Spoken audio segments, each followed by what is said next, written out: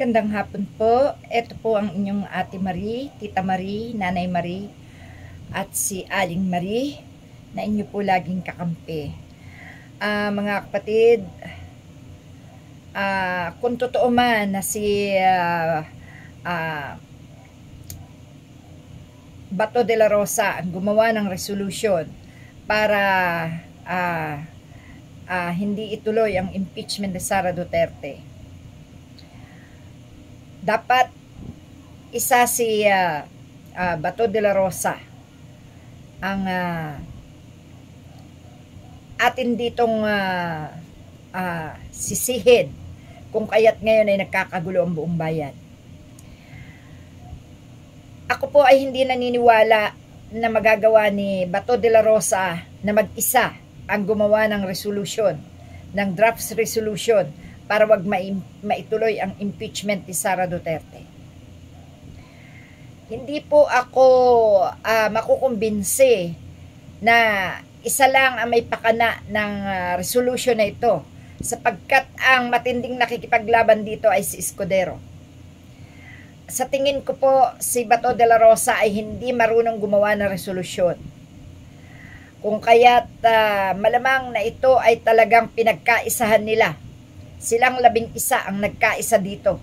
At si Bato de la Rosa na meron ng kaso sa ICC, ang kanilang ipinafront sa nangyayaring ito, no? Dahil siyempre niisip nila si de la Rosa pag kinuha na ng ICC, wala nang magagawa, no? Kanya-kanya na itong kanya-kanya na sila ng playing safe, no? At ano ba ang laban ni Bato de la Rosa ngayon? 'Di ba, bukod sa meron ng napipintong pag-aresto ng Interpol sa kanila, ay hindi na rin naman siya makakapanungkulan bilang senador, no? Pinapaasa na lang ni Bato de la Rosa ang sarili niya na siya may magagawa pang maganda para sa mga Duterte. Ito po ay pagpapakita na lang ni Bato de la Rosa na sinasakripisyo niya ang lahat. Kung kaya't inaako niya ang hindi pagpapatuloy ng impeachment ni Sara Duterte. Basahin po natin ito, mga kapatid, at bigyan natin ng opinyon. Inamin ni Senator Ronald Bato de la Rosa na siya ang promotor ng draft resolution na naglalayong huwag ituloy ng Senado ang impeachment trial ni Vice President Sara Duterte. From Manila, Philippines. Galing yon sa office ko. Basahin ninyo.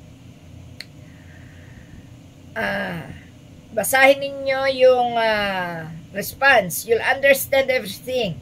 That's very self-explanatory. Mabasa nyo doon ano sinasabi ko, ano salubin ko, ani de la Rosa. Matapos kumalat ang draft resolution, sinabi ng senador na mayroon siyang mga pinagtanungan at pinagkonsultahan kaugnay sa pagbuo ng nasabing draft resolution. Diba? Sinasabi na nga natin, hindi talaga marunong ito si Bato de la Rosa gumawa ng resolution, mga kapatid. Hindi basta-basta pwedeng gumawa si Bato de la Rosa ng resolution. At yan po ay maipapasa lang kung yan ay pinirmahan na ng mas nakalalamang sa Senado. No po? Pero eto nga po at pinakalat na, ito po ay isa ring paraan para ma-save si Escudero sa kanyang pagpigil, no? Kasi siguro tinetesting nila ang taong bayan kung papalag o hindi. Kasi alam nyo po, ang isang resolution, maipapasa lang yan kung pipirmahan na ng mas nakalalamang sa Senado. Kung 20 ang senador, kailangan 11 man lang ay makapirma dito, no? Pero hindi pa po ito napapapirmahan. Ang ginawa nila, ipinakalat nila. At itong pagpapakalat na ito ay pagtesting malamang ito sa tao. Kung mawawala ang paninisi kay Escudero, kung paniniwalaan nilang si Bato de la Rosa talaga ay ang nagpakana nito, or titigil na ang tao, wag nang umasa. Hindi po mangyayari yon, mga kapatid. Ito, naniniwala, ayan, mamaya napag-sizable na yung number ng sumuporta, nasa draft pa. Kaya pinababasa ko sa kanila yung draft, wika niya. Ayan, di ba? Sinabi na nga po natin, di man yan maipapasa kung yan ay hindi pipirmahan ng nakahihigit, no? Sa 10, kung 20 man sila, ayan. Ang tinatawag na quorum. Ano po, kung hindi quorum ang pipirma dito, hindi rin po ito mangyayari. So, eto po, mamaya na pag-sizable na yung number na sumuporta, nasa draft pa, kaya pinababasa ko sa kanila yung draft, wika niya. Naniniwala si De La Rosa na hindi maaaring magpatuloy ang trial ni Duterte dahil sa kakulangan sa oras, dahil magtatapos na ang 19th Congress. Hindi rin anya maaaring tumawid sa 20th Congress ang impeachment trial ng Vice Presidente. Sinabi rin De La Rosa na hindi niya kinonsulta o pinaalam kay VP Duterte na maghahain siya ng resolusyon upang ipatigil ang trial. Hindi alam ni VP. Ewan ko lang kung pumutok na ito ngayon. Diba mababasa niya yung mga balita? Ewan ko kung nakarating sa kanya. Pero sabihin mo, ako personally nagre-report sa kanya. No, hindi akin itong initiative. Wala siyang pakialam dito. Ani De La Rosa na sinabing ihahain nila ang resolusyon sa susunod na linggo. Una rito, itinanggi ng ilang senador, kabilang Senate President Francis Escudero, nakatanggap sila ng draft resolution na naglalayong ibasura ang paglilitis laban kay VP Duterte. Tinawag din ni Escudero na scrap of papers ang kopya ng resolusyon na walang lagda ng kahit na sinong senador. Kabilang naman sa umamin, nakatanggap ng resolusyon sina Senate President Pro Tempore Jingo Estrada at Senador Amy Marcos. O yan, no, mga kapatid. Ito pong papel na ito, hindi po ito mangyayari kung hindi pinagplanuhan. Ito pong resolution na to, hindi magagawa ni Bato de la Rosa na mag-isa ito. Kung itinatanggi ni Escudero na wala siyang alam dito at hindi ito galing sa kanya, bakit siya ang totoong nagsasabi na hindi na maitatawid ang impeachment ni Sara Duterte pagkatapos ng 19th Congress? At sabi nga, pati yung 20th Congress, ano? So, ang sinasabi ni Bato de la Rosa at sinasabi ni Escudero ay iisa.